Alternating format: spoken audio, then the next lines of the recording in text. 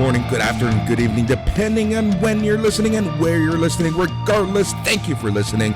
The show is NXT Talk, where we talk about all things NXT 2.0 and NXT UK. We're your hosts. I'm Boris, and as always, I am joined by the one, the only, the masterful, the list master, the master list dude, guy. He's Matt. Bonjour! I gotta tell you, buddy, I've been called worse. How's everybody doing out there? We hope you're doing well. Christmas time is here. Happiness and cheer. Fun for all the children call. Their favorite time of year. Is that how that song goes? I don't think anybody knows the lyrics to that Charlie Brown song. But how are you doing today on this fine Toronto morn? I am doing fantastic. Almost dropped my one F-bomb there, but I'm going to wait for it. Because there's something in this show where I know I'm going to drop it. So we're going to wait on that. I'm doing great, man. Honestly, I'm in a great mood. Christmas is around the corner. Things in Ontario might not be the best, right? It seems like, we've taken 2 steps forward and 10 steps back as it pertains to, COVID and whatnot. And I don't want to turn this into a COVID talk because I'm sure everyone's exhausted of it. But all things considered, I am in a great mood. I'm just ready for the next few weeks, ready for a bunch of awesome stuff coming up, both here on SNME and on the It's Canon podcast. And honestly, man, things are looking up, Millhouse. Nice, man. Glad to hear that. Yeah, it's a busy time, and the chaos in the world doesn't make it easier. But yeah, we don't need to go deep into that. But I'm glad you seem good, man. You seem happy. I'm definitely feeling good. I took a lot of pride in my gift giving this year. Last time we spoke, I had no gift giving done. I bought everything, and you know what? Though it was last minute, I really think I did a good job overall. I think I came together for the family and some friends, and it's gonna be a fun holiday season. I'm heading back home on the 23rd, which is tomorrow as of when we record this. I'm excited. I know they're recommending us not to go home. I'm only going home briefly. I haven't seen my family in a little bit. Just be nice to see some people. But yeah, man. Yeah, exactly. Good times ahead. Oh, for sure. Great times ahead. My family's still debating exactly what we're going to be doing. But again, I don't want to turn this into the COVID hour.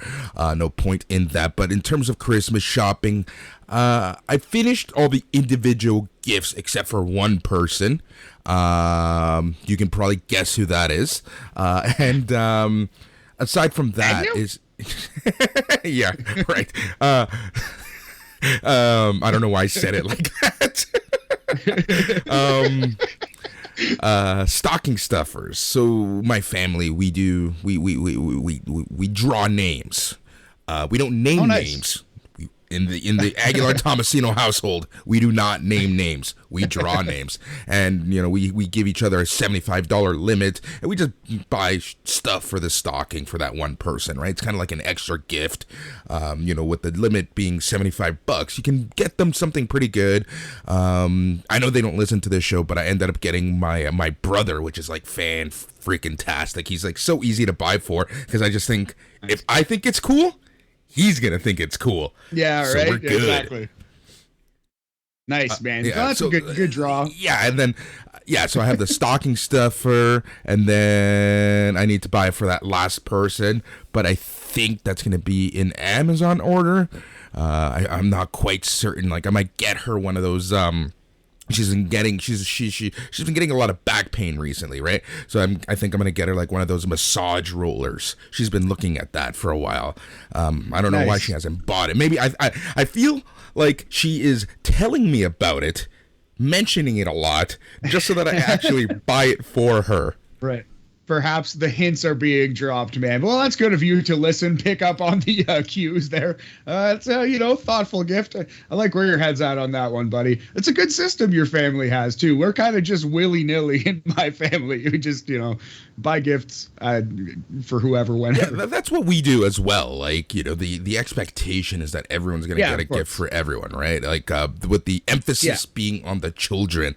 But the stocking is something that we do just to make make sure that everyone gets something no matter what. What really sucks, though, is that, we won't be able to celebrate at all with my grandmother at all. The home was locked down as of yesterday. I don't know I don't remember if I told you this, but yeah, so we got to figure that out. But yeah, no, aside from that, dude, honestly, the sun is finally out here in Toronto. We have a long day of recording, which is going to be a ton of fun. I know you have some Operation Sports stuff that you're working on. I'm going to be working on some side stuff here for It's Canon and even for SNME. And then later today, we're going to come back and we're going to record tomorrow's episode of BAM, which is what? It is kind of a year-end extravaganza, the main event of which being the 50 hardest cuts from our top 121 of 2021 list. Because there were so many amazing wrestling matches this year, Boris, that I actually compiled the top 50 of the matches that I cut from the top 121. So we're not going to rank them. We're just going to go through them in chronological order. It's going to be more of a chill, celebration of pro wrestling that happened over the year before the main event, which is the top 121. Also, we're going to maybe give some bold predictions for 2022. We have a couple tricks up our sleeve. It's going to be like a year-end Christmas/New Year's extravaganza. Yeah, I'm thinking we should give Helvetica predictions. I don't even understand that joke. Italic predictions, because you said bold, thinking like fonts. A font joke right over my head. Oh, man, I'm still trying to figure out why I just said Thanksgiving. I guess we are giving thanks to wrestling, but it's Christmas. Jesus Lord. Yes, exactly. It's all good, man. Yeah, I'm running on barely any sleep at this point, and I'm chugging. I'm chugging along at this point, but I'm feeling good. Really excited about this episode of NXT. What? Before we get started, let's have this conversation. It's a conversation that I started, and I feel like we've been having this conversation a little more and more, but it's just one of those things that I just want to emphasize on this. And one of the things I'm noticing is kind of the attitude towards NXT 2.0. It's not Dynamite. It is not SmackDown. It's not a top fleet show, top tier show. And even then, I still think a lot of people are just going out of their way to crap on the show.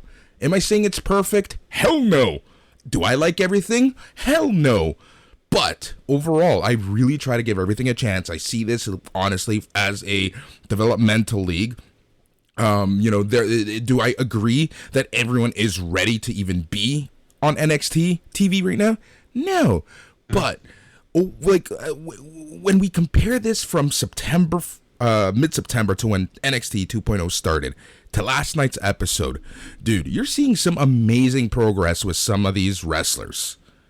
Absolutely. They are developing. It is developmental and people are developing. It's working. And yeah, man, it's as though when the switch happened, people just decided, oh, this sucks. And nobody has bothered to look back on it or give it a chance since. But that's what we're here to do, Boris. We're chronicling this thing weekly, watching, taking notes, watching really closely. And some of it is nonsense. Some of this show was absolute nonsense and garbage. And there were some terrible ideas. But at the same time, there was a good opener, an awesome main event. There's some really good promos scattered in the middle.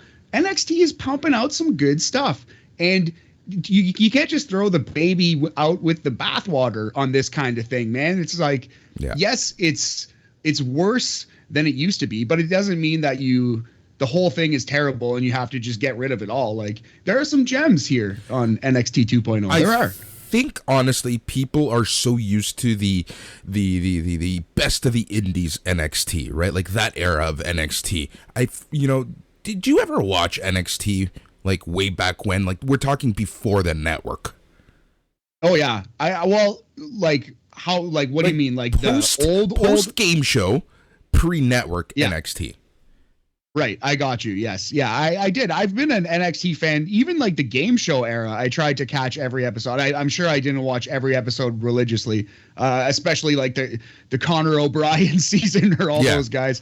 But I definitely watched the CM Punk commentary women's season of NXT, and I've been trying to watch NXT like steady because I did I did really enjoy the indie era, but I enjoyed the previous era too. It's the idea of a WWE developmental show is pretty intriguing to me. It's you know what I mean? In the way that the OHL is intriguing, or that minor league baseball would be intriguing, or college basketball or college football. Exactly. Like, that's honestly how I see this. And like, I'm not expecting 5-star matches. I never really was, but now I'm really not expecting 5-star matches. And like I've said many times, including last week, as long as I see these wrestlers improve week over week, that's all you can ask for. And if this is the future of what WWE is going to be, you know what? It's at the very least, using this formula, when you graduate to the main roster, you're at least going to be given a shot. Yeah, of course. And that's what it's all about, man. That's what this whole thing should be about. So it's good that they've structured it this way. I 100% agree with you.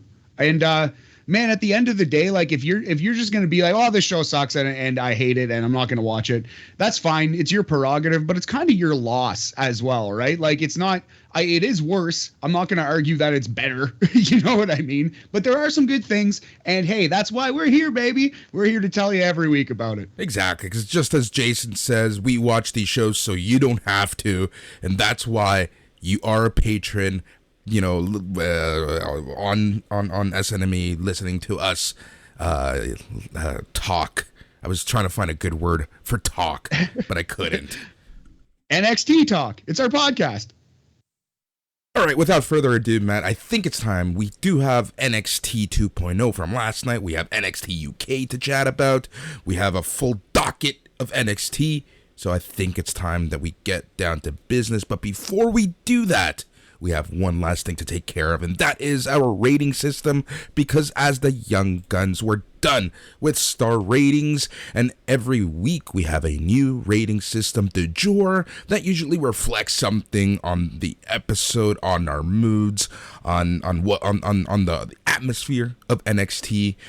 So this week, Matt, what are you thinking that we should rate the matches out of? I'm thinking to celebrate the great AJ Styles, referred to numerous times as a Hall of Famer on this show. One of his rare NXT appearances, I think maybe his only second of his career.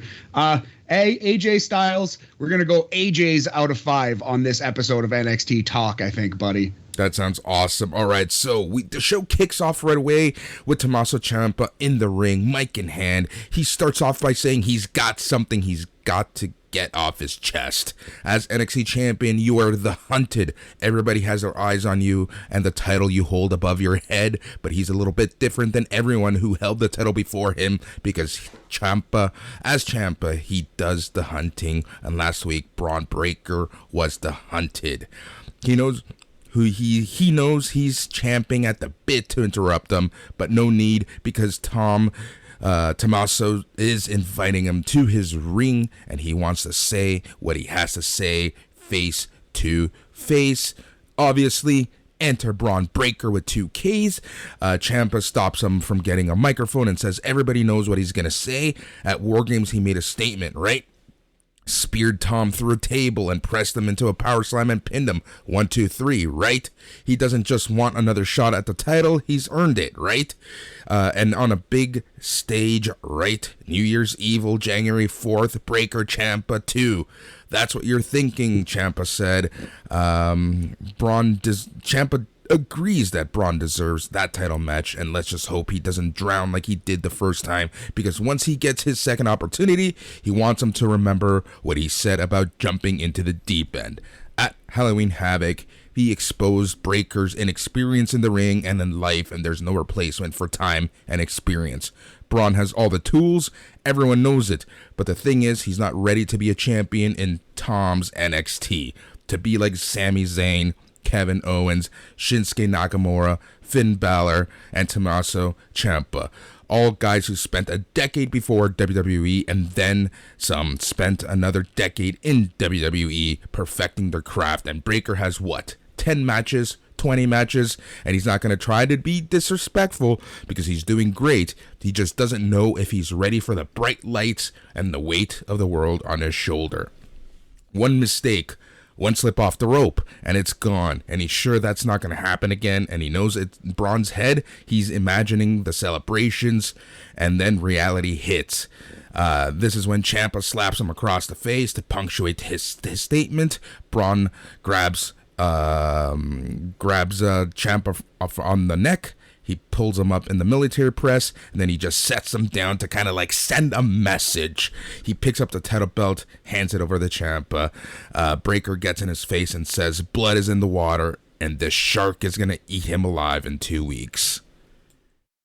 So yeah, a fabulous promo by Ciampa. You did a good job recapping it, my friend. I really liked at the end when Breaker held the title in front of Ciampa. As soon as it was close enough to Ciampa that he could physically touch it, he latched himself onto the title, and Breaker didn't let go. So I thought that was really cool. While Braun was saying, "I'll see you in 2 weeks," it was like Ciampa was basically clutching onto the title as well. I just thought that was fabulous. Yeah. Tommaso Ciampa is such a good character, and right now at this moment he's kind of like towing the heel line.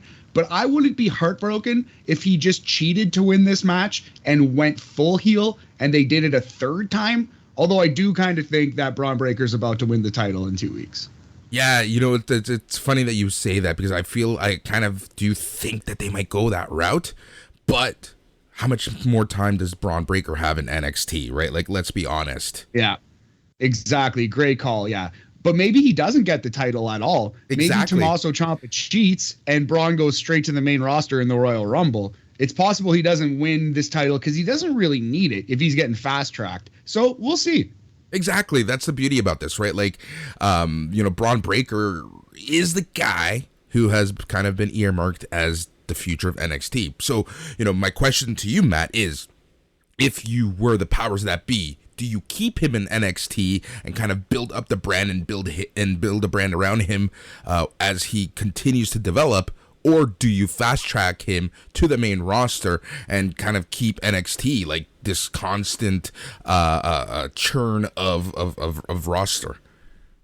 You know what's funny? And maybe I'm totally off base on this, but if he was Braun Steiner or Rex Steiner and they were allowed to call him that, and this whole time he'd been a Steiner brother, I think he could be main roster ready. But since he's Braun Breaker, and to the average casual fan flipping around on Monday Night Raw, who do still exist, I promise you, they would just be like, who's this guy? And he would be starting from scratch anyway.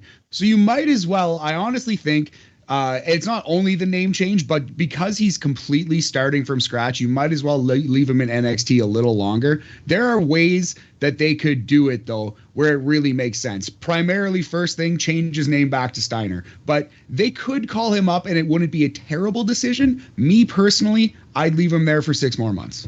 Yeah. I agree. Honestly, I'm going to agree with you 100%. I think he should stay there a little longer. Not only will he be able to develop, but I feel like he'll also be able to kind of build the brand around him, put the brand on his back. Yeah, as he gets more popular, that actually could very well happen. If they had a Goldberg, a WCW Goldberg, a true star in this kid, it really could help NXT 2.0 kind of cement themselves and just no longer be in fear of cancellation, right? Exactly. I agree with you 100%. So, we're going to touch on that as we talk about New Year's Evil, especially as we do the preview next week. But, just some food for thought as we move forward and continue talking about this program and this next person's program, because this person is someone who I think has just gone from like a 7 to a 9.5. So we get an Instagram video from Grayson Waller where he talks about growing up, loving AJ Styles, but he's kind of like that other guy he got rid of, and he's hanging on just a little too long. He proposes stealing the Phenomenal tagline and mocks Styles' hair. Yeah, this was a good, and it was on Instagram, so you're free to check it out yourself. I really like this promo a lot. I thought they did a good job of summarizing it, showing us the highlights on this here NXT show. If something excels on social media, show us on television, because I don't follow Grayson Waller, although I probably should. Actually, as of the end of this podcast, I'm going to go follow Grayson Waller. But yeah, man, I think this was really good, and kudos to WWE for showing it off when someone hits a home run on social. Exactly. That's my number one complaint about like any promotion around right now. It's how they use social media. Sometimes they get it, sometimes they don't, right? Like there is this fine line of, do you want to show everything? Do you want to show highlights? I still don't think that the promotions know how to properly use their own social media, and having, with the creativity of a Grayson Waller, right? Like how much do you want to portray that on your TV? Yeah, man. It just comes down to when these wrestlers do something that actually like lands somewhat with fans, that actually like gets into the popular culture, to the mainstream to some degree, you have to capitalize. It's the old Zack Ryder thing. The difference being they want Grayson Waller to do this and they're encouraging it. Yeah, that's the big difference right there, right? It's funny because like a Zack Ryder would not. He'd get fired within weeks. Like nowadays, you mean? Yeah. Yeah. Unless they specifically brought him in and gave him this character, this Grayson Waller character, you're completely right. Yeah. All right. So we then go to the back, and Dakota Kai is attacking Raquel Gonzalez backstage. Just remember, they're not in the ring, so the match hasn't officially started, but they're going back and forth, throwing everything and the kitchen sink on each other. Dakota Kai at some point goes for a Frankensteiner. Gonzalez reverses it, swings her into some lighting scaffolding. They're still fighting. No ref is in sight. At one point, Gonzalez rams her with a flatbed cart, sets her up on it, ramming her into a garage door. Kai stumbles outside. Raquel follows, throws her into the garage door from the outside as we go to a commercial break. Yeah, so hot start to this one. I like this match a lot overall, man. This was the 1999 hardcore match of the evening. There was some plunder, some backstage shenanigans, far less shots to the head, of course, but this was a modern take on the old hardcore title from the Attitude Era. And, in small doses, I actually quite like this style. Yeah, in small doses, and I actually really appreciated the way that they set this match up, right? Like, they could have easily done some entrances, but they kind of hooked you, for previous to the commercial with this attack, with the both of them fighting, and it's like, you know what, I'm gonna leave it on this channel. Let's see what happens on the other side of the commercial break. Right, start in the action, Boris. You got to start in the action. I love it. Yeah, all right, so this does indeed lead us into the match one, because they do eventually reach the ring, and that is Dakota Kai versus Raquel Gonzalez in a street fight. Matt, this match, like you said, was the plundered 1999 hardcore match style. It was fine for what it was. Dakota Kai took some pretty nasty looking bumps, as did Raquel Gonzalez, to be honest, when she was put inside of one of the garbage cans, and Dakota Kai stomps on her. There's so much can go wrong. There was that power bomb from Gonzalez on to Kai on the stairs that looked pretty nasty. Gross. Yeah. Gross spot. Yeah, man. And yeah, this was like, let's just hit each other with a bunch of stuff and take some bumps on some hard surfaces. But again, like, it works in small doses. It worked as a blow off to this feud. It felt like heated. And you know what? The crowd, man, boy, were they into it. Shockingly so. And kudos to the NXT production team for showing that off at many occasions. What have I said about the crowd in NXT 2.0? Ever since the crowd has picked up and started appreciating NXT 2.0 and the new characters. And yes, I know Dakota Kai and Raquel Gonzalez are both carryovers from NXT original Black and Gold, right? But the crowd has been a lot hotter as of late, and it's really improved the product in the grand scheme of things. Absolutely, 1,000,000%. And it makes me worried for future NXT events, although thankfully NXT is filmed in Florida. So we probably don't have to worry too much. We will not have to worry about that whatsoever. All right, so eventually Raquel Gonzalez hits a power bomb into the steel steps, as I mentioned. She chokes Kai on the table. She throws her back inside the ring. She does her Chingona bomb into a bunch of trash cans. and gets the pin for the win. Interestingly enough, there was a leftover table set up on the corner, so you know something was going to happen. But Raquel Gonzalez wins this match, and he essentially wins this feud. Yes, the Chekhov's table still looming in the corner. Raquel pins Dakota Kai with what the announcers called a Chingona bomb, so we'll call it a Chingona bomb, but it was really more of an awesome bomb, more of a Mike Awesome over-the-shoulder super power bomb onto this garbage can. 14 minutes and 11 seconds from right around the time that the backstage attack started. So yeah, this really worked for me as a blow-off with the incredible crowd reactions. We're going to go as high as 3.5 AJs out of 5, Boris. It's a 70% phenomenal forearm percentage on this one, big homie. All right, so after the match, Raquel Gonzalez gets on the mic, calls Mandy Rose down for a title rematch right now. She says she won't leave until she gets it, and we go to break. When we get back from commercial, we get a Tony D'Angelo hype reel AOA Hogabagul. Yes, we did. I love Tony D'Angelo. He's doing some good work. I really enjoy his character, and he had the best match of his career in this one, although he needs some work in some places. We'll get into it. But yeah, Tony D working for me. One of the success stories of NXT for sure. Yep, exactly. So Raquel Gonzalez is still in the ring. This is when Cora Jade comes out for some reason. You know what? I'm gonna take that back. The fabulous, the amazing, the one, the only Cora Jade comes out. She says she knows Raquel is calling Mandy out and she deserves her title shot, but Toxic Attraction need to pay for trying to end her career. Those bitches. The only way is to cut the head off of the snake and take the title away from Toxic Attraction. Gonzalez says Jade is her girl, but she's got guts. But when it comes to the women's title, it's every woman for herself, and she hasn't been the same since Halloween Havoc. She took care of Dakota Kai, and there's only one thing left to do, and she'll do anything to get her title back. This is when Mandy Rose interrupts from the pool side on the big screen and says she knows this isn't just about her title.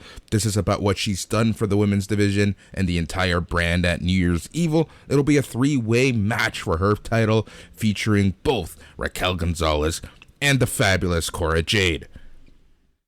Yes, Mandy. This was a interesting promo for sure. I thought all three women did a good job. Mandy's character is pretty well the new Sable. Speaking of 1999 Attitude Era, the difference between her and Sable is very, very minimal. But you know what? It's pretty entertaining. She's doing a good job with it. Yeah, exactly. She is. All right, so she then says she's full of surprises, and this is when Gigi Dolan, JC Jane attack Raquel Gonzalez and Cora Jade from behind. They throw Gonzalez into the table that just so happened to be set up in the corner. So Toxic Attraction, as they say, standing tall in the middle of the ring. Yes, looking mean and evil and such. And that's, of course, leading to a tag team match next week, Cora Jade and Raquel versus Toxic Attraction. Some would say they look toxic. I probably wouldn't say that. No, but I don't know. It's interesting the build that they're doing with Cora and Raquel, kind of like Cora's spunky friend. I feel like this is leading to Cora, like the story seems like it's leading to Cora winning this match coming up and kind of like being the Mikey Whipwreck champion. Yeah. We talked about this last week, right? Like, it just seems like this is what they're going to end up doing with her. But at some point, Matt, she needs to become a legit threat. She can't just keep fluking these wins. She can't keep Mike Whipwrecking these wins. Like, she needs to legitimately get a win. Even though if she cheaply gets the belt, I'm okay with that. But all of her title defenses, hence therefore after, need to be legit matches. I agree, man. I absolutely agree. And a good way to do that would have her vanquish heel Raquel, who kind of gets mad, and Sid Viciouses her after the match if she pins Mandy. We're going to see what happens, but this story sure seems like Cora Jade's winning this title at New Year's Evil. I agree with you 100% there. All right, we get a recap of Harlan throwing Brian Kendrick down the steps. Joe Gacy and Harlan are in a dark room to issue a public apology. Joe Gacy says Harlan is very sensitive and is too shaken up to speak, but you can see the regret written all over his face, and they'd like to apologize. But Kendrick triggered an emotion that took him back to a bad time. They don't condone violence, but Mr. Kendrick put his hands on Harlan, used offensive language, calling him a freak. He hopes that everyone will learn and grow from this unfortunate event, and thanks us for our time. Yeah, so, a good promo. I guess it's sort of explained why Harlan wouldn't be suspended, because they I don't know, the whole HR aspect of him calling him a freak. I don't know if it's a satisfying explanation, but it's pro wrestling. There are some pretty giant holes in this story, though. A, Harlan should be in jail. B, Brian Kendrick should be dead if you look at how he landed on that staircase. The fact that he's wrestling next week is a little insane, but plus side, Brian Kendrick is wrestling next week. Yep. Again, I'm loving the fact that they're sticking veterans with some of these youngsters. And it's kind of cool to see, especially someone like a Brian Kendrick, former WWE champion Brian Kendrick. And we'll touch on this a little later, but I'm really digging kind of like this mentorship that they're doing from time to time. All right, so the grizzled young veterans are getting ready backstage. James Drake is stunned by an Instagram video the Creed brothers have put up. Zach Gibson says he hates arrogant, cocky tag teams, and he has a plan to beat them with their smarts and not their muscle as we go to break. A little fun line, because of course, Boris, you see, they are an arrogant and cocky tag team. Oh, not that's the joke. I don't know where I would be without you. Yeah, thanks, buddy. I'm glad I'm here. Not the strongest grizzled young veteran segment. Also, not the strongest bit between us there. But it was like 30 seconds. What can you do? They can't all be winners. Just like the grizzled young veterans video. Oh, man. All right, so Indy Hartwell's working out. Persia Perota rolls up to tell her their match has been postponed. Grayson Waller comes in, and Indy hands it to him for taking Johnny Gargano out. He makes some bullshit argument about Aussie solidarity, and she tells him to worry about AJ Styles. Waller provokes Hartwell more, while Perota holds her back. I thought Indy did a really good job here. She was kind of noticeably a good actress compared to the other ones in the promo. It was kind of like two people doing a pro wrestling promo, and Indy actually kind of like trying to be an actress and doing a pretty good job. I thought Indy's a very good promo. She gets it. She's very good. Also remember the fact that she's now been on the NXT roster for a while, right? And she had a lot of promo time with the Way. Yeah. She's been able to get comfortable in front of that camera for sure.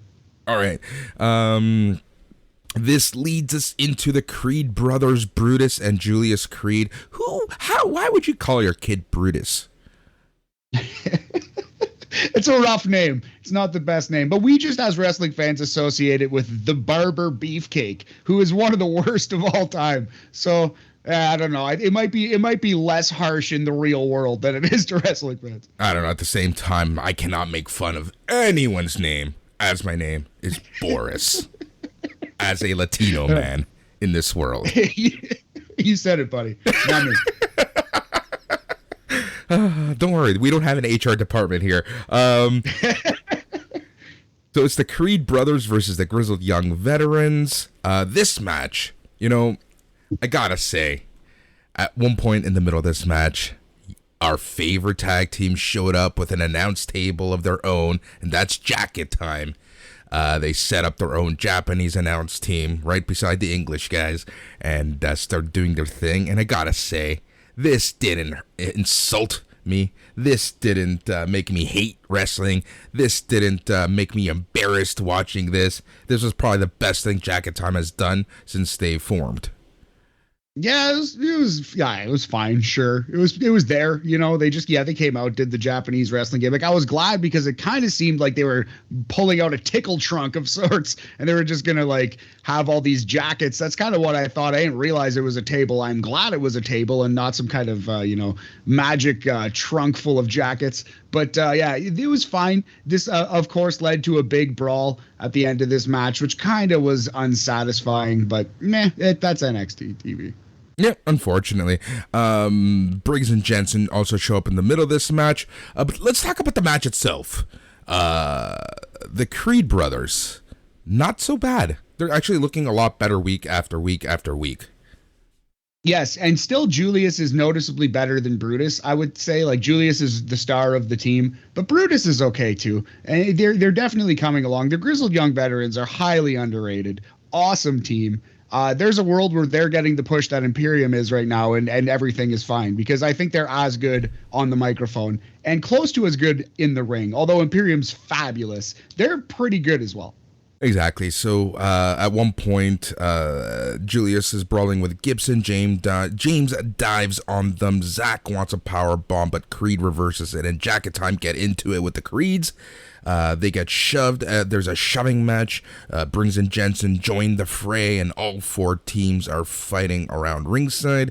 The match essentially goes to a no contest. Yeah, double DQ, no contest kind of thing-ish kind of situation. I don't know what you'd want to call it, but it went about 11 minutes depending on when they rang the bell. So yeah, this is pretty standard average WWE fare. We're going to go 2.5 AJs out of 5, 50% spiral tap percentage. Mendoza line kind of situation here, buddy. Yeah, I agree with you 100%. All right, it is time for the appearance of the hardest working reporter in all of professional wrestling, Mackenzie Mitchell. This time she's with Carmelo Hayes. Hayes says Trick Williams is fearless and isn't scared of Dexter Lumis. Williams says he's got this and he's no punk that's going to get put in a trunk. Lumis always walks around eyes wide and thumb up, and he's going to shove his thumb up his ass tonight. This is when Dexter appears on the TV next to them, spooks them, and we go to commercial break. I think Trick Williams he's awesome on the mic. I think only once we've said, Trick he kind of felt nervous there today. Like he kind of missed a little bit. I think we've only said that once. This is another great promo by Trick Williams. Super funny, really like engaging speaker. You want to see him talk. You want to see him get that microphone. I like Carmelo Hayes' heel, get up heel. Here he was wearing the elf, the Santa hat and the bright red overalls. Just classic dickhead heel Christmas time get up for Carmelo Hayes. I really love this act, man. Both of these guys are very talented. Yep, exactly. Yeah, only if Trick Williams can wrestle even a percentage of as good as he can talk. Yeah. And he's very, very new. He's learning. This Dexter Lumis match was not great. Okay, anyways, before we go there, we get footage from earlier in the day of Io Shirai and Zoe Stark in the trainer's room. They end up getting into an argument with Legado del Fantasma, which was essentially started over who gets to see the trainer. I love wrestling. Right? You're fighting backstage for the trainer. That's pretty fun. But yeah, no, this was a fine backstage promo too. This is what I mean. If you're actually watching this show, these people are coming along pretty well. And I'm actually liking, you can see them developing. You can see them becoming more comfortable. And you could say there's too much going on. It's a little Russo-esque. But at the same time, they're trying to fit as many people onto the show as possible to help them all. They all need camera time. That's exactly what it is. Just like some people need jackets for jacket time. Nobody needs jackets. Not in Canada. Not this winter. Jeez, it's so hot. But seriously though, like that's the thing, right? Like every match, there's a lot going on, right? And I don't know, like I'm still trying to think if I like this or I don't like this, because sometimes I'm a fan of pandemonium, right? Like sometimes I just love a good show that reminds me of old school ECW, where it's one segment after the next segment after the next segment, and it's like no one can keep control in the show. But at the same time, I sometimes just like a good old fashioned wrestling show where it's a match with a beginning, middle, and an end, and no interruptions, and then a promo, and rinse and repeat. Right. Well, and again, it's the whole thing that a developmental TV show is just a weird concept, and you're going to get some fucky results because of it. But yeah, man, it's I understand what you're saying, but we're just not going to get that from this show. And we both know it. We both know it. We both accept it. But by the same token, you're just so used to seeing, like sensical things happen on television shows, not always wrestling, but like a lot of times, especially if you watch AEW, like, you know, stories tend to work. Ring of Honor, you're a big fan, like booking tends to be logical, matches tend to be put together really well, or tended to in that company. So I can definitely see where you're coming from. But yeah, we got to accept that it ain't coming from this show, buddy. You know what else isn't coming from this show? A good Dexter Lumis versus Trick Williams match. No, sir. So yeah, it was just a lot going on in this one. Lots of bells and whistles and smoke and mirrors on the outside. And but Dexter Lumis versus Trick Williams delivered the exact level of wrestling match that you'd think they would. Exactly. And honestly, like, even I hate criticizing people's wrestling skills. We are the last people that should criticize any athlete doing anything athletic. Yes. Like, let's be honest here. But, you know, just from a presentation point of view, every body slam that Trick Williams did, I don't know what he was, like, trying to do. It just looked awkward. Yeah, just like slightly off. And again, he's just new and they're developing. But when it's a developmental TV show, we're going to see these bumps in the road. Yeah. And when we're talking about the show, we're going to tell you about them. So that's It is what it is. All right. I thought I appreciated that they put in some work in trying to hide. Like they put in the shenanigans outside. They did all they could to try to boost this match along. Exactly, because some of the shenanigans that we see Malcolm Bivens, Ivy Nile, and Roderick Strong watching from the crowd up in the pavilion, as I'm going to call it. You know, Trick Williams Dexter Lumis does the caught in the apron trick, you know, at one point. And then this is when Carmelo Hayes gets involved. Dexter Lumis does his thumb up. Roderick Strong appears from behind. The two champions are fighting back and forth all the way to the back. Dexter Lumis and Trick Williams are essentially left alone. Trick Williams tries to hit Dexter Lumis with a shoe, because who the hell hits a human being in the head with a shoe? And he misses, and Dexter Lumis eventually gets the silence in for the win. And just that was the match basically. Yeah, I did kind of find the shoe gimmick funny. That's now Trick Williams, officially his thing. He hits people with shoes. So he went for the last-ditch shoe effort, and Dexter Lumis caught him in the silence while he still held the shoe. And then the way the referee knew that he passed out officially is because the shoe dropped from his hand. The referee checked him, called the match. Trick Williams defeated by Dexter Lumis. I guess you would call it a technical submission with the silence, which is a arm triangle. / the kata gata me if you're into judo. And it was a pretty bad match, but we're going to go as high as 2 AJs for the effort they put into it. The work outside the ring was better than the work inside the ring, though, which is rough. But yeah, not a bad effort, but a bad match. 2 AJs out of 5, 40% calf crusher percentage on this one, buddy. And you would think that the shenanigans ended there. No, my friend, because Grayson Waller attacks Dexter Lumis after the match with a steel chair, and then we go to commercial. Grayson Waller showing up yet again for the second week in a row, and less so this week. But for the second week in a row, this man is all over the show. He's the #1 heel on NXT TV. Yep, exactly. After the commercial break, we get a Pete Dunne hype reel where he talks about not letting the NXT 2.0 kids stand in his way. And what I appreciated a lot about this video is the fact that he says, these kids are 28 years old and so am I. You know, it's like, you know, finally, it's like that he's not some old geezer, but he has the background of being a geezer. Yeah, exactly. He's got the experience, but he is young too, and he's just hitting his prime now. That's the whole point. I really like this a lot. Pete Dunne, you know, he's all right. I like him backstage in this pre-produced role a lot more than with the microphone in front of a live crowd setting. But this was really good. I like this a lot. Grayson Waller's back in the ring and he has a mic. He talks about how he can't stand WWE Hall of Fame speeches where legends thank the WWE Universe, who he says are pathetic. When he's inducted, he's going to say, "You're welcome," and "I told you so," because he's proven that he is the NXT superstar. Enter AJ Styles. AJ Styles comes out to a huge ovation. It was massive. Like, you would think that they were in almost a legit arena with the amount of noise that was being made for AJ Styles.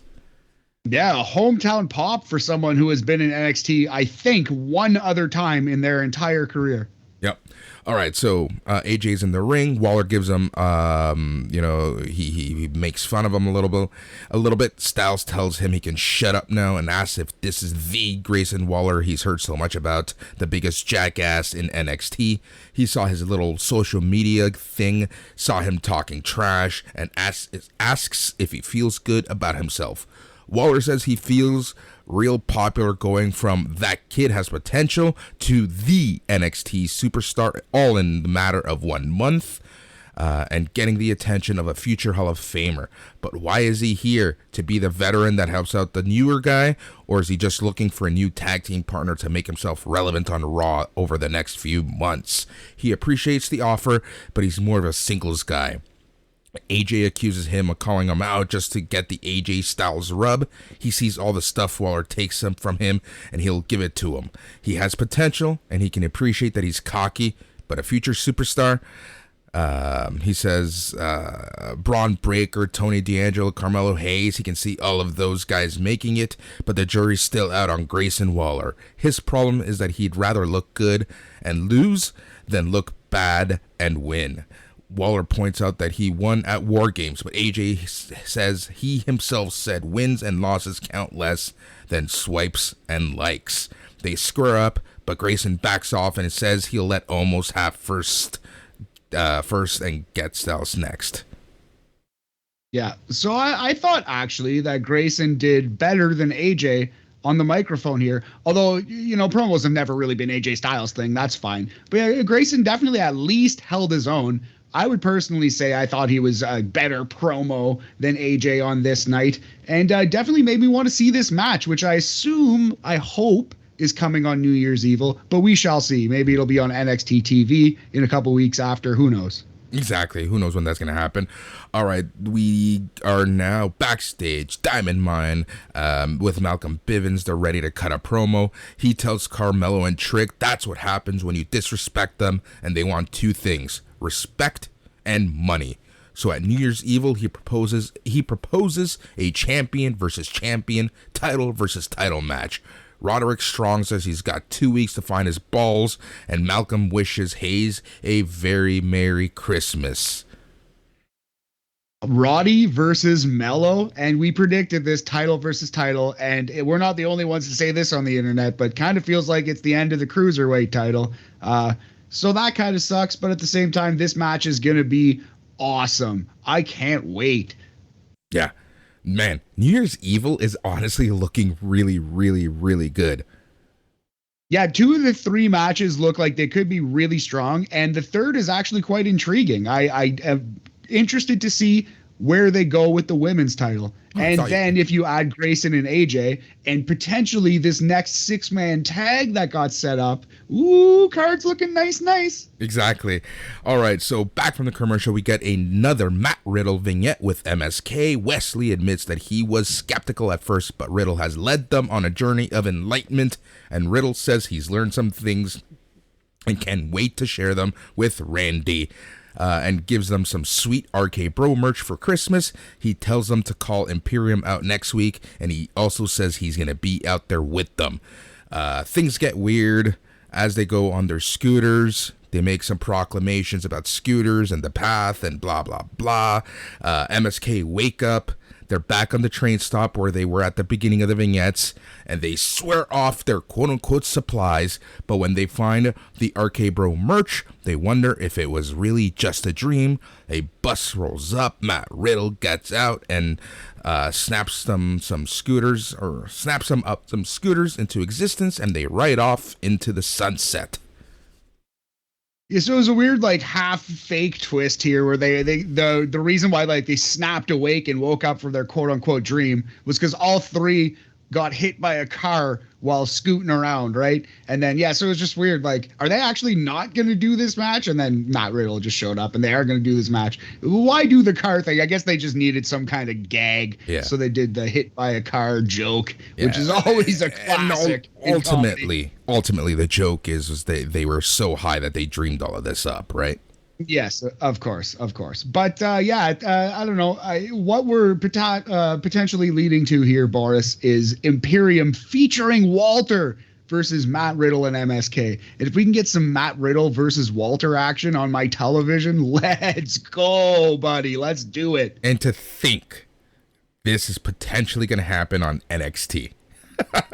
Yeah, it looks like it could be a New Year's Evil match, but there's a lot going on in NXT. But I'll tell you, I booked that match for New Year's Evil, and that sounds like it could be incredible. It's going to happen at some point. Yeah, it for seems. Sure. All right, this leads us into Edris Enofe versus Von Wagner. Pretty pointless match. Robert Stone is watching from the ramp. Matt, Edris Enofe wins by pinfall after a schoolboy pin. Yeah, it was like a code red reversal of a power bomb. He did like a pretty bad version of the old Sami Zayn Cesaro spot and basically ended up in the roll up position for the win in 1 minute and 10 seconds. Edris Enofe pins Von Wagner, who just beat Kyle O'Reilly in a cage, who just has been crushing people, pins him clean. See, I understand that. I personally, I don't agree with this, but I think the story they're trying to say, and the commentators kind of said this, and that's Von Wagner is still young. He's going to be making mistakes, and the whole, he's going to end up getting Robert Stone in his corner, who's going to teach him, the proper way and not to make mistakes. So this loss really isn't the worst, because after the match, Von Wagner attacks and throws Enofe back into the ring. He lays him out with an Olympic slam. He does a wrist lock, and he basically destroys him with a short arm lariat. Yeah, exactly. As Robert Stone watches on, like, knowingly, right? So I definitely think you're bang on. And hopefully Robert Stone, he can be taken a little more seriously. He can become an actual, like, Jim Cornette, Bobby Heenan type manager, if not level of manager, I never thought in this world we would ever say Robert Stone and Bobby Heenan in the same line. I'm not saying close to the same skill level, but hopefully he becomes a little more of that type of manager. He can still take a bump. He can still cut a funny promo, but at the end of the day, he's not a total joke. He's not absolutely ridiculous and a bottom of the card, like low mid opening act, right? He could be a manager of stars and he could still get his wackiness and take his bumps and etc. Exactly. How would you rate this match? Confusing is how I would rate this match.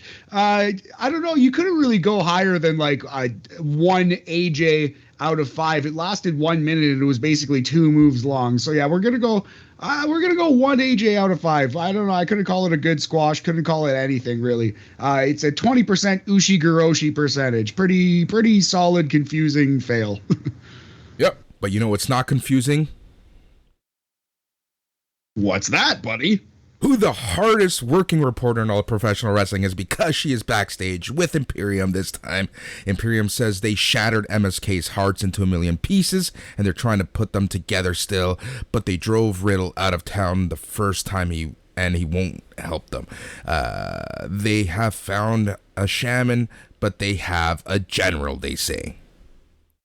Yeah, so the Ring General Walter, that's a big tease. It'd be awesome if he came over to this side of the pond, wrestled a couple matches. I'd be okay with seeing Walter in the main roster. I think it's something we should keep our eyes open for. It might happen now that he is divorced and single and out there looking to mingle, perhaps with Ginny, if Instagram is any, indication of what's going on there. Anyway, Boris, I hope we get more Walter on our television. Let's start at New Year's Evil 6-man tag. All right, so commentary team is hyping up New Year's Evil card, and in the background, we see Wendy Chu taking a nap. She has officially become the Where's Waldo of NXT.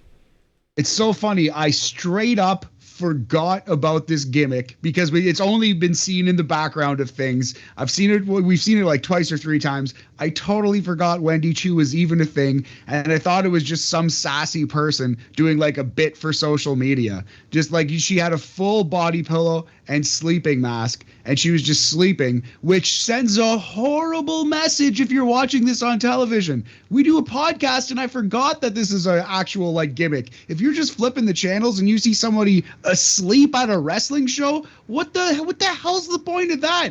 That is a terrible idea. That is a terrible idea to put on your television, Boris. It's all right if it's in the background of a promo or something, but the fact that it was as the commentators are talking, it like mixed in and mingling in the crowd, so you don't know whether this was a performer or not. She was in the like what, the first or second row behind the behind the commentary. She was perfectly right in between the two commentators, so you know they framed this on purpose. As looking like a fan who has fallen asleep on the show. It's just like, it's so crazy. It's such a terrible idea. I didn't get that at all. Yep, but that was a thing that happened. All right, Elektra Lopez is walking backstage with Legado del Fantasma. She says she's not nervous. She's going to destroy Io Shirai. As they walk off, Zion Quinn does his best Dexter Loomis impression as he just stares on from the shadows. Pretty creepy. Zion Quinn, pretty creepy on this show. Yeah. Oh, yeah. Oh, for sure. There's some, like, say, I wonder what HR has to say about some of this stuff. This leads us into Elektra Lopez versus Io Shirai. May I take it? Yes. I'll just read my finish report here. Io Shirai pins Elektra Lopez with the moon over moonsault after Zion Quinn brings mistletoe out mid-match and attempts to kiss Elektra, but Santos Escobar breaks it up, distracting Elektra, leading to said moonsault in 4 minutes and 4 seconds. Wrestling LOL. This was bad. Ah, man, I hate that these words are coming out of my mouth, but this was a bad Io Shirai match. Has to have been the worst match of Io Shirai's career. It was 4 minutes. It was just bullshit, nonsense, Vince Russo hokiness. Yeah, it was bad. This was honestly really, really bad. Like, I don't even know what else to say, to be honest. Yeah, just a dud. It wasn't like, I would say negative stars has to be like embarrassing, like make you sad that you watched it, like bad for professional wrestling. I don't think this was embarrassing, but this is just hokey nonsense. I would go like dud, 0 AJs, 0% Styles Clash percentage. And it indeed was a Styles Clash, Boris. Ouch. All right. Carmelo Hayes is ready to cut a promo on Roderick Strong from the locker room. He says he's going to give Roderick Strong a Christmas present, but he's going to be the one walking out with 2 titles. Sure. Great. Cool. Let's effing go. I'm excited for that one. Yep. Tony D'Angelo, AO Gabagool. He comes out before we go to commercial. After the commercial, Brian Kendrick responds to Joe Gacy's non-apology. He says he's resigned as a coach and signed a waiver and taking his neck break off. He tells Harlan if he wants an apology, he can get it from him in the ring next week. It's kind of funny that this bump down the stairs that would have literally murdered an average man, Brian Kendrick, just shook off in a week. But hey, it's fine. Brian Kendrick versus Parker Bordeaux. Let's do it. Yep. All right. Main event time. Pete Dunne versus Tony D'Angelo. Matt, what did you think of this match? Yeah.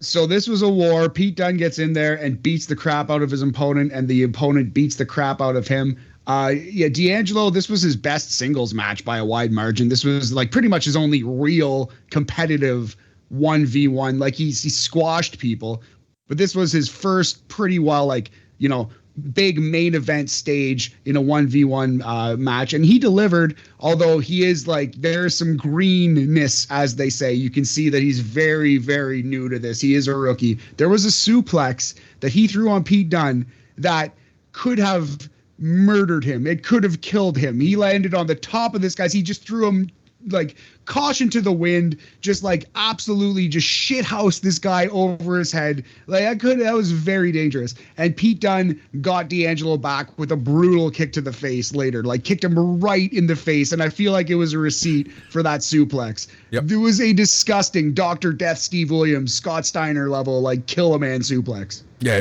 that one honestly scared me. I did legit think that, holy shit, what did I just watch? Like, did I just watch a man get murdered in the middle of the ring? Like, it was really bad. Yeah. But the kick made me laugh. Like, it's just like, oh shit. You like literally laughed out loud, like, oh, receipt, cha-ching. Yep. You just hear the cash register in your head. But it just, that suplex just made me think of Vince McMahon, like watching jobbers backstage in Beyond the Mat and just going, oh, well, that needs some work. Like, boy, yeah, that needs some work, because you can't be doing that to, the Roman Reigns of the world, although Pete Dunne obviously far smaller than Roman Reigns. But yeah, that suplex literally could have killed Pete Dunne, top of his head. Crazy. Dude, that's honestly what I was thinking. It's like when they were the Mike Modest dark match when he's watching. Yes. Like, oh no.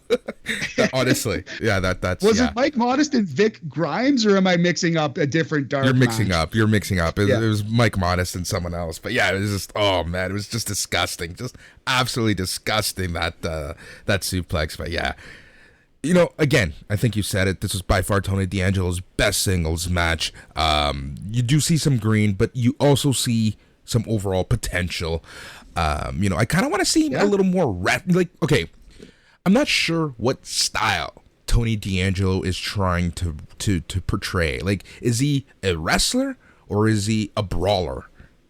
Well, that's the thing, and he can toe that line and kind of do both, because his character it suggests brawler, like dirty cheater and mafioso guy, obviously. But at the same time, he's been open about the fact that he is a tremendous real life wrestler.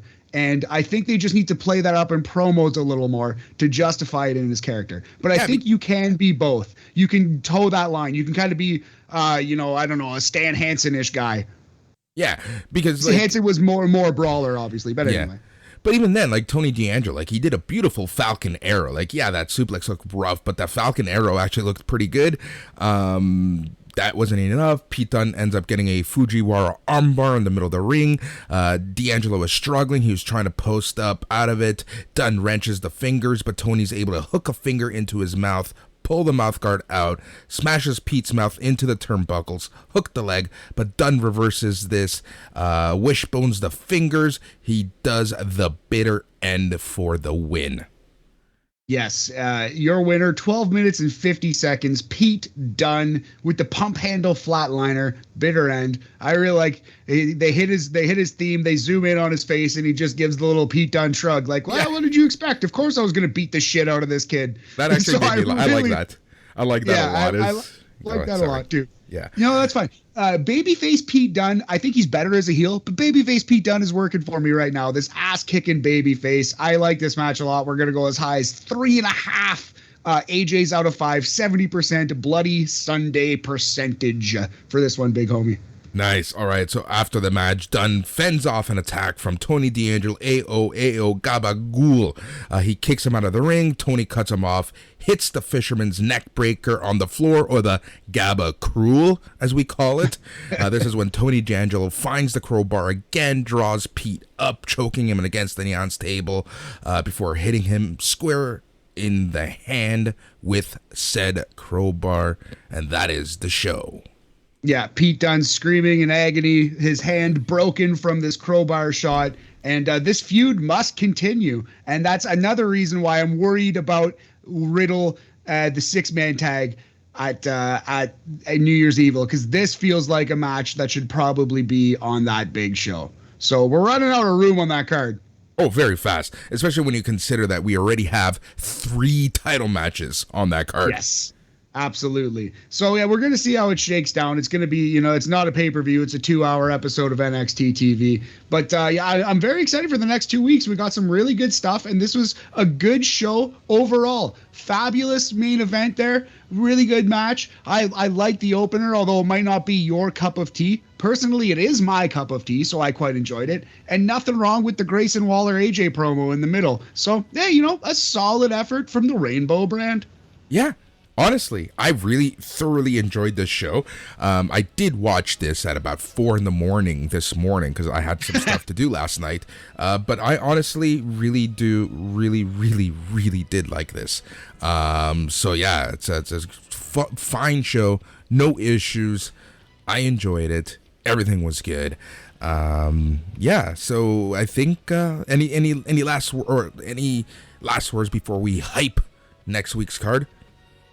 No, I think people should give this brand a chance. Don't just decide before you watch it that it's all terrible and that NXT sucks now, because there are actually, I bet you'll find one or two things on the show that you do enjoy. And I do think there's a good chance that these guys will be the future of WWE. This experiment might actually work as intended. So it's interesting to see these Braun Breakers, these Grayson Wallers right now.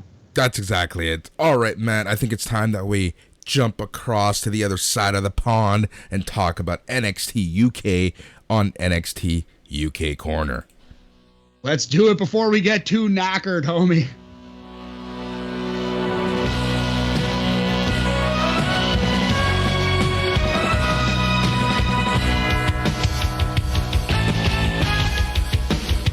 As we say each and every week here on NXT Talk, NXT UK, more often than not, it is the best hour of WWE programming each and every week. And this week, honestly, let me tell all the listeners something. I've been super busy with a lot of stuff over the past couple weeks. And from Thursday up until now, I've basically been swamped. Haven't had time to watch NXT UK. So at about 6:30, 7 in the morning, I send Matt a message. And I'm like, hey, can you cover NXT UK for me? I don't think I'll be able to watch it. I need to nap a little before we record. Everything was good. Clearly I don't sleep. So I'm like, you know what? I'm just going to watch this episode. Holy crap, Matt. I am so happy that I didn't skip this episode of NXT UK. Yeah, man, like I'm always down for you if you ever want to, take a nap, take a breath here and there. I'm always down to cover a show. But I'm glad you watched it, and I would have given you a little bit of shit for skipping this one because it was the best NXT UK in a while, man. I thought two awesome matches. Every promo was solid, and I love the show. It's peaking right now at the right time, I think. You know what I mean? It's a really good product, very reliable show, just an easy watch. Yep. So we start things off right away, as is Andy Shepherd and Nigel McGuinness welcome us to the show. The first match is the Iron King, Joe Coffey, versus Charlie Dempsey. Yes, and they beat the hell out of each other. This Charlie Dempsey, Charles Regal, son of the great Blackpool heel, the most evil man in the history of England. I think that checks out. Don't read your history books. William Regal. This is this is good stuff. I quite enjoyed this match. So I was texting you during this match, and it's very rare that we text each other, especially during NXT.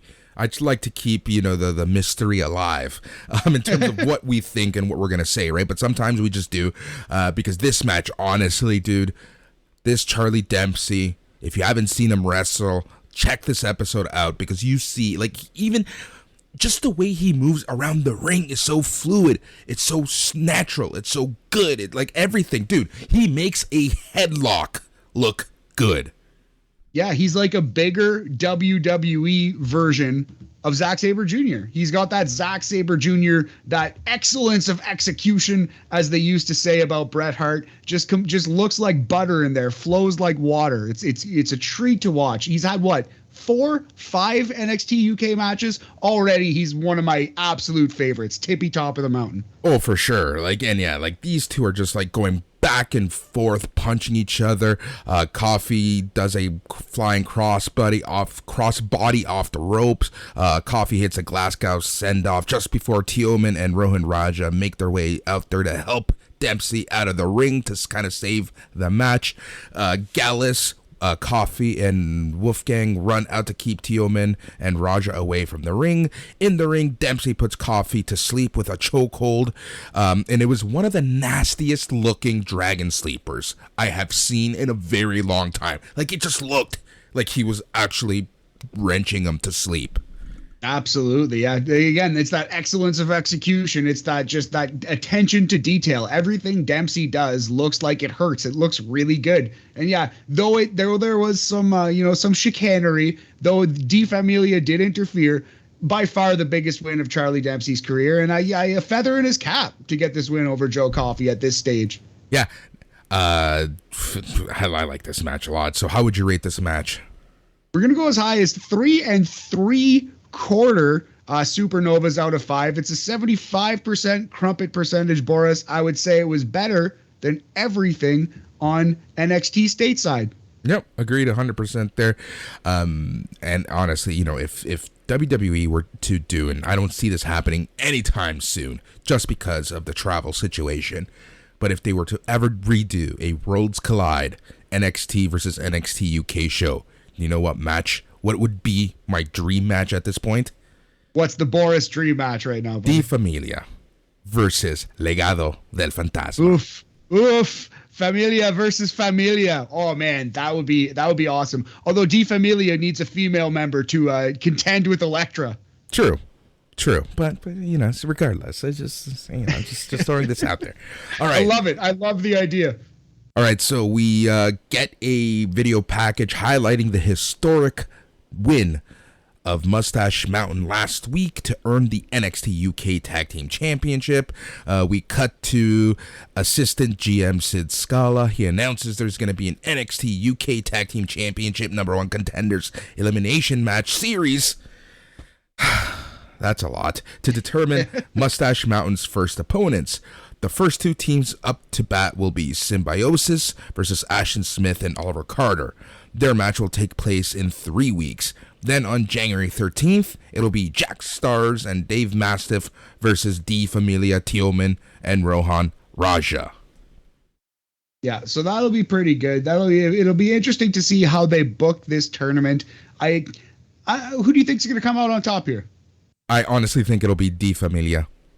You do, eh? I Yeah. kind of feel like, I think they're getting the strongest push of these 4 acts overall, but I feel like this feud with Gallus is going to lead to that being a separate match, right? So I think Gallus is going to keep them from winning this tournament. Great possible. Yeah, I think you're right, actually, now that I think about it.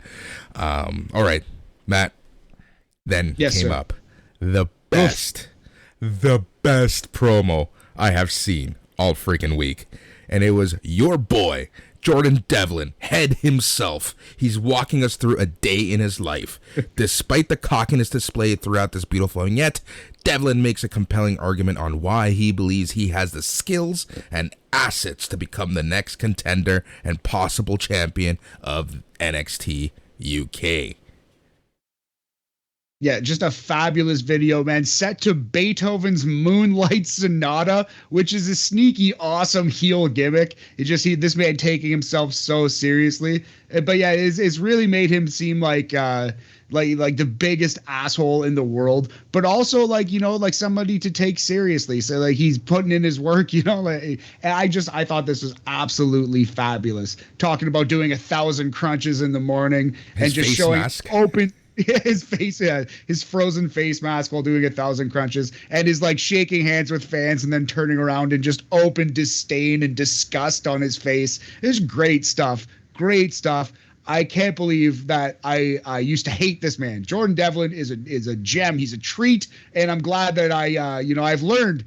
I've seen the error of my ways, Boris. Yeah, hey, if anything, we call each other out. Like I've done the 180 on Cora Jade, right? And it just it happens.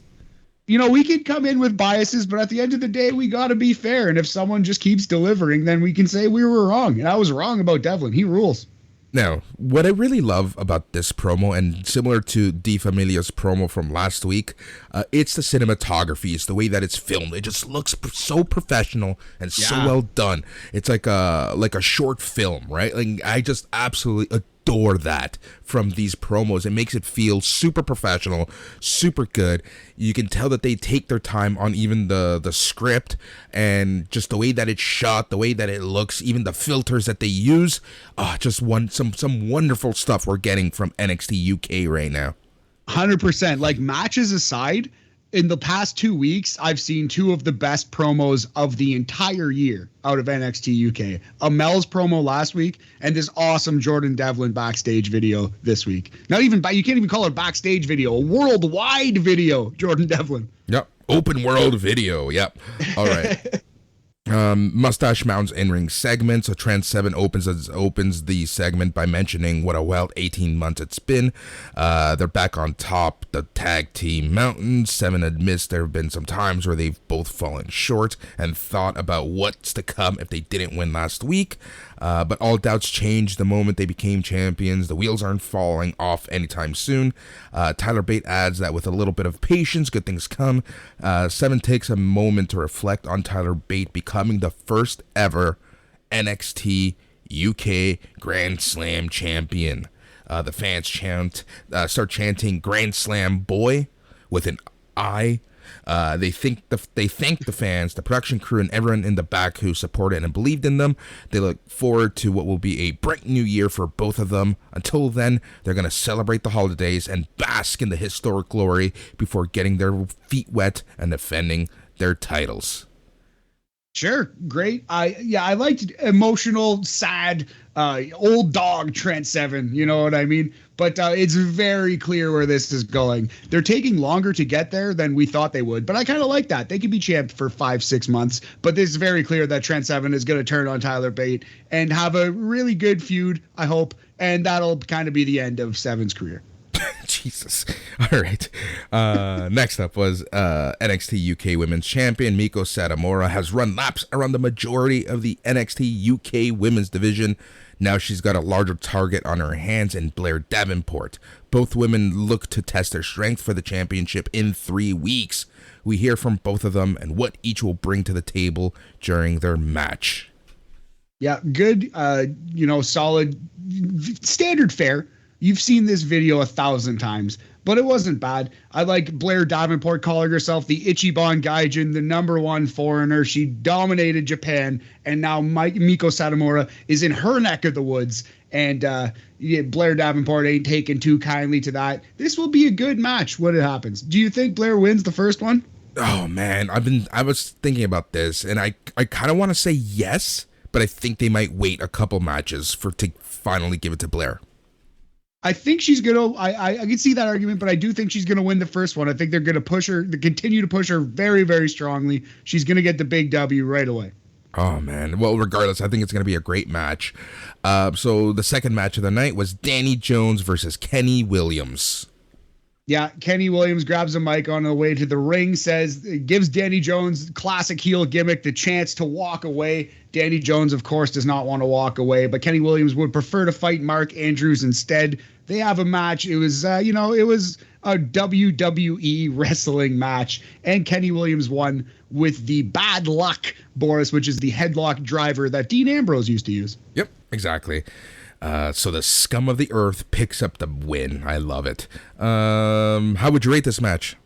We're going to go pretty standard, average Mendoza line kind of affair. 2.5 supernovas out of 5. Yeah. 50% crumpet percentage. Yep, I agree with you there. All right, Eddie Dennis guarantees 2022 will be a new and destructive year for Symbiosis. They will square off with Ashton Smith and Oliver Carter in 3 weeks as part of the tag team #1 Contenders Elimination Series. Sure thing. Nice to see these tag teams get a little promo time. Remind us who they are if we've forgotten. Yep. It's announced that next week NXT UK is going to host a special holiday episode. Backstage, Kenny Williams attacks Mark Andrews. Williams snickers as he leaves the room, telling the production crew Andrews needs help. Yeah, I actually really like this. Like, you hear screaming, and then you see Kenny Williams come out of the room and go, "Hey, there's been an accident. We need help." And he, like, very sarcastically walks away. And that was how it opened, was Kenny Williams running out of the room. So I thought that was pretty good. Williams versus Andrews is going to be good. Andrews can get a good match out of anybody. Yep, exactly. The main event of the night was a #1 Contenders match for the Heritage Cup. It's A-Kid versus Nathan Frazier. This match was absolutely wonderful. All right, so let's go round by round. Round 1, was, was kind of setting the stage. I think that overall, the story that they were trying to go with, and you can correct me if I'm wrong, Matt, and that's that while A-Kid was the NXT UK Heritage Cup champion, he has a rib injury right now. So the round one was kind of used to set up Nathan Frazier as the odds-on favorite to kind of win this, because they even make a point to say that at the end of round one, like, A-Kid's out of breath. He looks tired. He looks like he's struggling. Yes, absolutely. Not only did they set up that A-Kid is the underdog, despite being like the more veteran combatant in this match, they also set up that the styles clash of the two, where Frazier's going to want to speed the pace up, but A-Kid, especially due to his injury and just because he's more ground-based Pokemon anyway, he's going to try to keep this on the mat, and he's going to try to use scientific wrestling and, the power-based suplexes and such. So that's how A-Kid's going to play this thing, and especially so because he can't move due to his ribs. Yep. And this leads us into round two, where Nathan Frazier kind of continues to try to keep the pace high, but A-Kid kind of locks in a bunch of technical submission moves. But then this is where I really love this match, because it was like, I forget how I described it to you, but it was a technical acrobatic match. Like it was very interesting. Like they kept trying to do these technical ground maneuvers, but they kept using smart different ways, acrobatic ways of reversing and getting out of them, which eventually led to Frazier pinning A-Kid off of some of these reversals. Yes, and out wrestling the wrestler, catching A-Kid in a pinning combination and beating him. So yeah, after round two, A-Kid with a rib injury has now also been out wrestled by this hot young upstart Ben Carter, aka Nathan Frazier, and Frazier up 1-0 after 2 rounds. Yep, and now round three, the story is essentially A-Kid now is down a pin. He knows he has to come back, so he goes guns a-blazing, and essentially, he locks on a Fujiwara armbar, but the bell saves Nathan Frazier. Yeah, saved by the bell, which is, it's a little cliche in these like round-based matches, but at the same time, it works every time. Like it's kind of got to happen. So I excuse it, but you kind of know you're going to see at least one saved by the bell spot in these matches. Yeah, exactly. Round four. Yes, round four. Essentially, A-Kid gets his pin after a flying super kick that helps him get the first point on the board. Is this the round that he does his... No, that's the next round, when he does the German suplex. Yes, yeah, absolutely, which was crazy. Yeah, the fifth round was a ton of fun. We'll get into that. But it was round four that it finally hit me, and I texted you.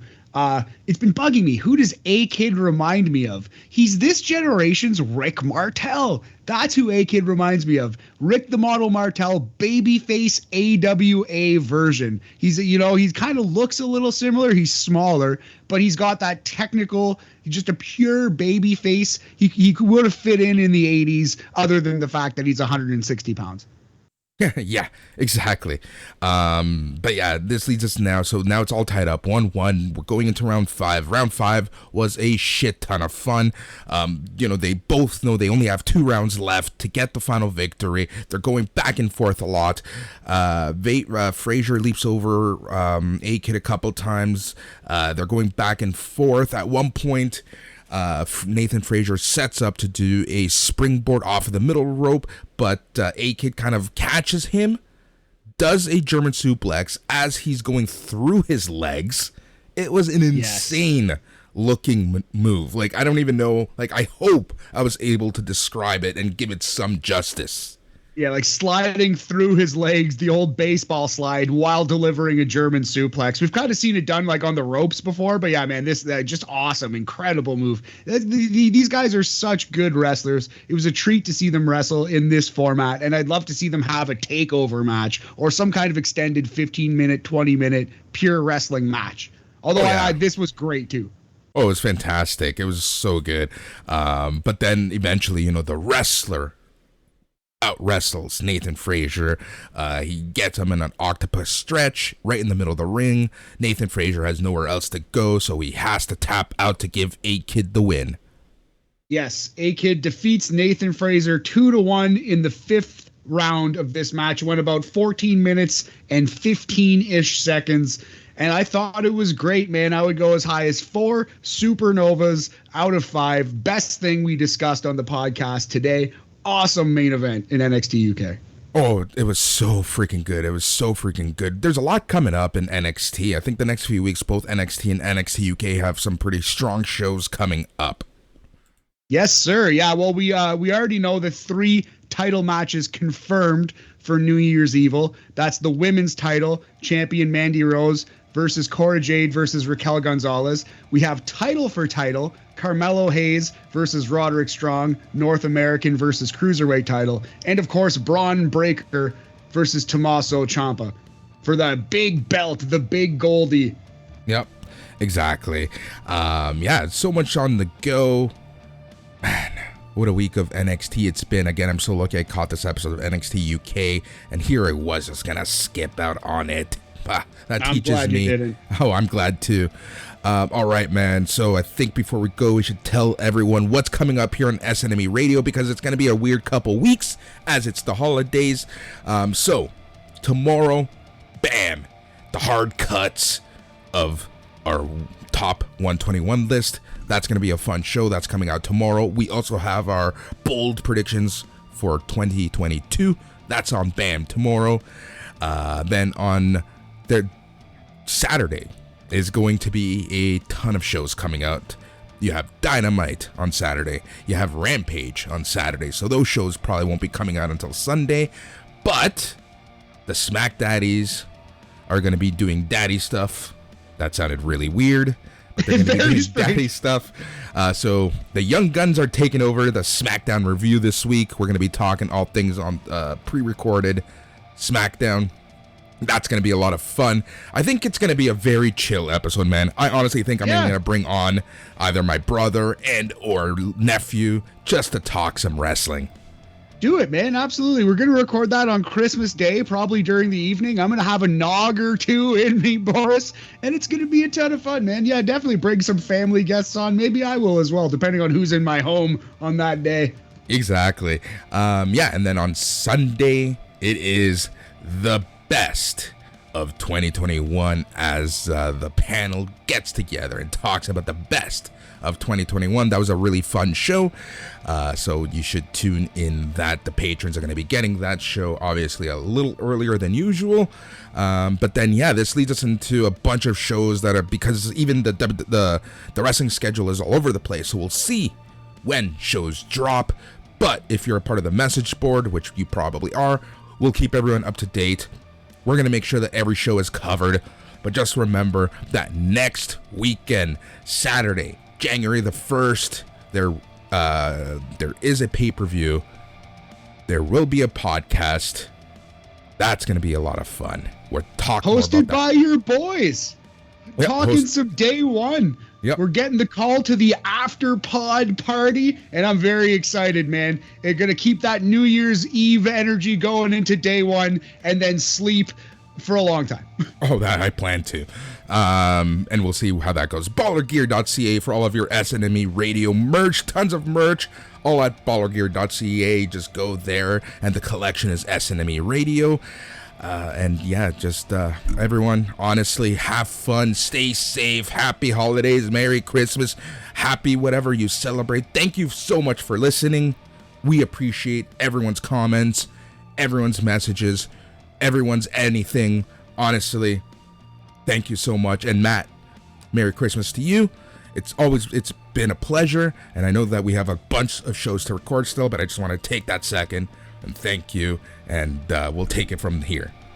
Oh, thanks, buddy, and likewise. Thank you for everything, and Merry Christmas to you and yours, and to the listeners. Happy holidays and Merry Christmas to you and yours as well. Check out BAM tomorrow. It's going to be a ton of fun. Yeah, yeah, yeah.